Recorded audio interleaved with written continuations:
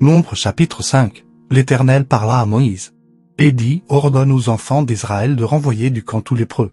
Et quiconque a une gonorrhée ou est essuyé par un mort, homme ou femme, vous les renverrez. Vous les renverrez hors du camp, afin qu'ils ne souillent pas le camp au milieu duquel j'ai ma demeure. Les enfants d'Israël firent ainsi, et ils les renvoyèrent hors du camp, comme l'Éternel avait ordonné à Moïse. Ainsi firent les enfants d'Israël. L'Éternel parla à Moïse et dit, parle aux enfants d'Israël lorsqu'un homme ou une femme péchera contre son prochain en commettant une infidélité à l'égard de l'Éternel et qu'il se rendra ainsi coupable, il confessera son péché. Et il restituera dans son entier l'objet mal acquis, en y ajoutant un cinquième.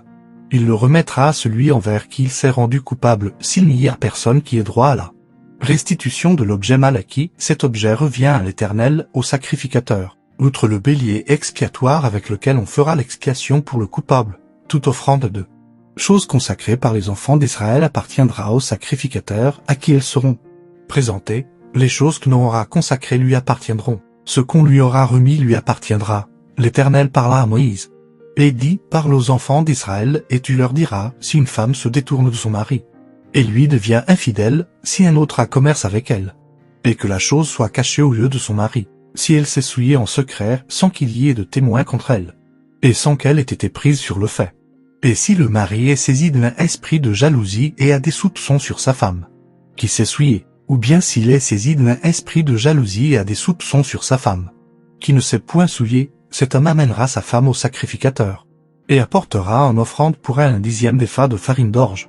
Il n'y répandra point d'huile, et n'y mettra point d'encens, car c'est une offrande de jalousie, une offrande de souvenir, qui rappelle une iniquité. Le sacrificateur la fera approcher, et la fera tenir debout devant l'Éternel.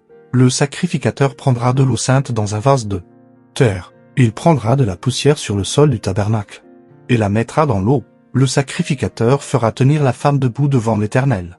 Il découvrira la tête de la femme et lui posera sur les mains l'offrande de souvenir, l'offrande de jalousie. Le sacrificateur aura dans sa main les eaux amères qui apportent la malédiction. Le sacrificateur fera jurer la femme et lui dira, si aucun homme n'a couché avec toi, et si, étant sous la puissance de ton mari, tu ne te mens un point détourné pour te souiller, ces eaux amères qui apportent la malédiction ne te seront point funestes. Mais si, étant sous la puissance de ton mari, tu te mens et détourné et que tu te sois souillé, et si un autre homme que ton mari a couché avec toi, et le sacrificateur fera jurer la femme avec un serment d'imprécation, et lui dira que l'Éternel te livre à la malédiction et à l'exécration au milieu de ton peuple, en faisant dessécher ta cuisse et enfler ton ventre, et que ces eaux qui apportent la malédiction entrent dans tes entrailles pour te faire enfler le ventre et dessécher la cuisse. Et la femme dira, Amen, Amen.